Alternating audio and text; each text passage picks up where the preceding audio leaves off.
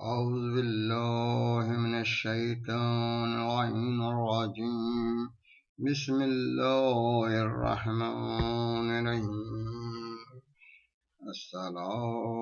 الحمد لله رب العالمين والصلاة والسلام على سيد الأنبياء والمرسلين سيدنا ومولانا بالقاسم محمد وآله الطيبين الطاهرين الذين أذهب الله عنهم الرجس وطهرهم تطهيرا.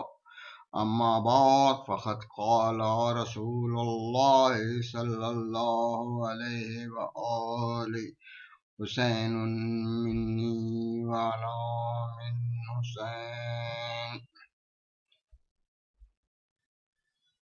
حسین مجھ سے اور میں حسین سے. اللہ اس سے محبت کرے جو حسین سے محبت کرے. مشہور ترین حدیث جس کے دو پہلو ہیں، میں نے پہلے ذکر کیا تھا کہ پہلا جو اس کا شعبہ ہے اس میں ذات امام حسین علیہ السلام کے بارے میں ہے کہ حسین و علی من حسین سے آپ کی کردار کے بارے میں ہے. آج ہم اسی موضوع میں امام حسین علیہ السلام کے کردار کے بارے میں بتائیں گے کہ آپ کا کرم، امام حسین علیہ السلام کا کرم جو ہے اس کے بارے میں یہی کہنے کا کافی ہے کہ آپ کی ولادت، شہادت اور شہادت کی بات تک آپ کا کرم جاری رہا. آپ کی ولادت ہوئی تو فطرس جیسے فرشتہ جو ایک جزیرے میں عذاب میں مبتلا پڑا تھا وہ آیا اور آپ کے جھولے سے مس ہوا اور اس کو اللہ تعالیٰ نے بالوں پر عطا کی اور وہ خوشی خوشی گیا کہ میں حسین کا آزاد کرتا ہوں.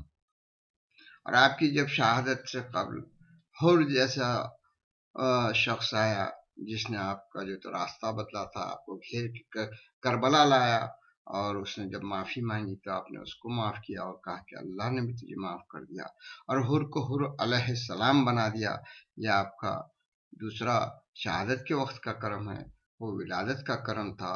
اس کے بعد جناب جو ہے آپ امام صلی اللہ علیہ وسلم نے کربلا کی زمین خرید لی اور کہا کہ دیکھو میرے شہادت کے بعد جو زائر ہیں ان کو مہمان رکھنا اور ان کی جو ہے 3 دن تک کے مہمان نوازی کرنا، یہ آپ کے ایک مستقل کرم کی باتیں ہیں جو آپ نے عطا کی.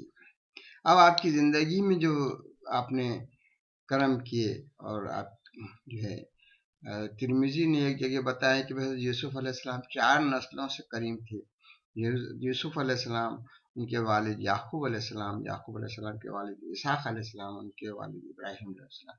مگر یہاں امام حسین علیہ السلام کا تو حال یہ ہے کہ آپ کے آبا و اجداد سب کریم اور آپ کی ذریت بھی کریم. آپ کے بعد آپ کے 9 فرزند امام جو ہوئے اور آج تک باقی، یعنی آپ کی ذریت میں بھی کریم باقی ہے. یہ امام صلی اللہ علیہ وسلم کا جو ہے تو شرف ہے. امام صلی اللہ علیہ وسلم کا ایک واقعہ جو اسامہ جن کا نام بہت مشہور ہے، جو جیش اسامہ کے سربراہ بنا کے حضور نے ان کو بھیجا تھا اور کچھ صحابہ جانے سے انکار کیے تھے اور اس پہ آپ ناراض ہوئے تھے رسول اللہ صلی اللہ علیہ وسلم. وہی اسامہ جب اب امام صلی اللہ علیہ وسلم کے زمانے میں ضعیف ہو چکے تھے، وقت آخر قریب آ چکا تھا اور وہ پریشان تھے، اور جب امام صلی اللہ علیہ وسلم ان سے ملنے گئے تو انہوں نے اپنی پریشانی کا اظہار کیا کہ میرے کو موت قریب آ چکی ہے اور مجھے ایک قرض دینا باقی ہے، اور وہ 60,000 درہم تھے. آپ نے کہا فکر مت کرو. آپ نے گھر سے 60,000 درہم منگائے اور لوگوں سے کہا کہ ابھی یہ تقسیم ان کے قرض کی ادائیگی کر دو اور ان کو آ کر اطلاع کر دو. اور وہ جبھی قرض ادا کر دیا گیا اور اطلاع کر. یہ اسامہ کون تھے؟ یہ اسامہ جیسے میں نے کہا کہ حضور کے زمانے میں تو بہت ہی یعنی کم سن تھے، لیکن یہ ضعیفی ہوگی تھی. مگر جب حضور کے انتقال کے بعد آپ 605 میں رہے کہ من کنت مولا فہذا علی مولا کا سن کر بھی ولایت علی کے آپ نے اقرار نہیں کیا اور 655 میں رہے اور آخر تک 655 میں رہے. تو یہاں آپ کے اس کیفیت کو جاننے کے باوجود بھی مولا امام حسین علیہ السلام نے اپنا کرم ان پہ کیا. اگر وہ کوئی ابو ذر جیسے ہوتے، کئی سلمان فارسی جیسے رہتے، ایسے رہتے جو علی پہ فدا ہونے والے ہیں، تو لوگ سمجھتے کہ یہ علی کے چاہنے والے تھے، اس لیے انہوں نے، حالانکہ وہ حضرت علی علیہ السلام کے چاہنے والے بھی نہیں تھے اور حضرت علی علیہ السلام سے کہ جو ہے ولایت کی بھی اقرار کرنے والے نہیں تھے. اس کے باوجود آپ نے اپنا کرم ان پر کیا اور ان کی فرض کی ادائیگی کی. اب اس کے بعد میں ایک واقعہ وہ بتاتا ہوں کہ جب ایک شخص اعرابی آیا اور کہا اس نے کہ میں جو ہے کچھ آپ سے مانگنے آیا اور آپ کو یہ بتانا چاہتا ہوں آپ کے پاس کیوں آیا. کہ اس نے کہا کہ حضور کی ایک حدیث ہے کہ اگر تم مانگنے جاؤ تو اس کے پاس جاؤ، یا ایک عربی شریف ہو، اگر وہ عربی شریف نہیں وہ حامل قرآن ہو، حامل قرآن نہیں تو مولا کریم ہو، یعنی تو پھر وجیح اور صباحت ہو، اس پہ وضاحت ہو اس کے چہرے. اس نے کہا میں یہ چاروں باتیں آپ میں پا رہا ہوں، اس لیے میں آپ کے پاس آپ سے کچھ مانگنے آیا ہوں اور آپ مجھے میری مدد کریں. آپ نے کہا تم نے جب حضور کی بات کہی تو میں بھی حضوری کی بات ایک حدیث سناتا ہوں کہ حضور نے کہا کہ کسی پہ کرم کرو، کسی کے اوپر سخاوت کرو، کسی کو دو تو اس کی معرفت کے لحاظ سے. میں تم سے 3 سوال کروں گا اور 3 سوالوں میں جو ہے تم اگر پورے اترے تو پہلے جو ہے تو تم کو میں اپنی ایک ہر سوال کے بعد آپ جو ہے اس کو جو دینے والے تھے وہ بات یہ کہ پہلا سوال ہوگا تو 100 درہم، دوسرا سوال ہوگا کا جواب دو گا تو 200 درہم اور آخری سوال کے بعد اس کو 300 درہم جو ہے آپ دینے کا وعدہ کیے. اور اس سے پہلا سوال جو آپ نے کیے کہ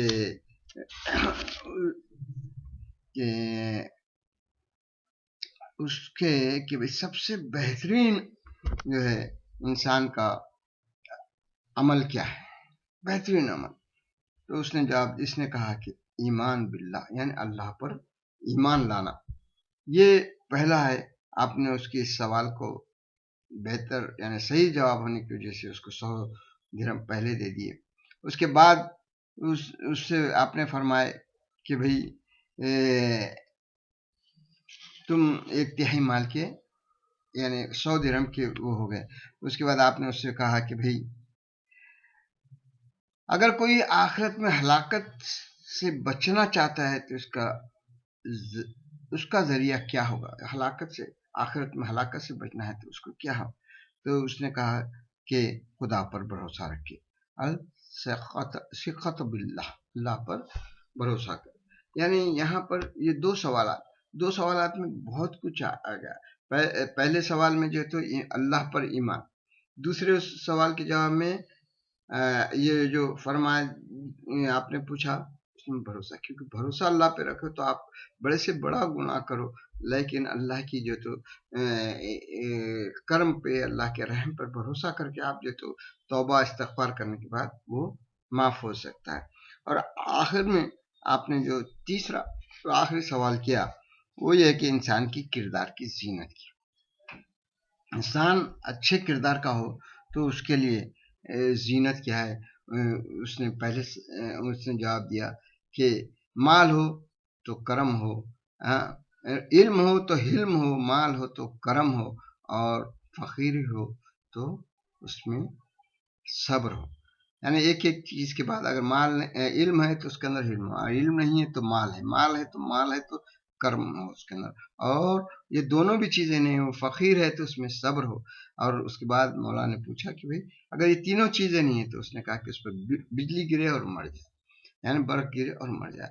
یہ باتیں بعد آپ نے پورا مال اس کو دے دیا کیونکہ انہیں تینوں سوالات کے جواب بہت ہی اچھے طرح سے دیا تھا. اب مختصر سے جو ہے تو آپ کے کرم کے بارے میں بتا دیے ہم نے. آج جو ہے تو میں 2 بچوں کی شہادت کے بارے میں بتاؤں گا. یہ 2 بچے ہیں. میں جب ان کے زیارت کے لیے روزے پہ گیا تھا، مجھے اتنا گریا ہوا تھا، اتنا رونا ہوا تھا، اتنا یاد ہے. میں جب بھی عربوں کے 11-12 سال کے بچے دیکھتا ہوں اور عربی لباس میں دیکھتا ہوں، یہ 2 بچے یاد ہے. یہ 2 بچے کون ہیں؟ یہ حضرت مسلم کے بچے ہیں، ایک محمد اور ایک ابراہیم. یہ بچے کربلا میں بھی بچے شہید ہوئے، مگر یہ بچوں کی شہادت بڑی عظیم ہے.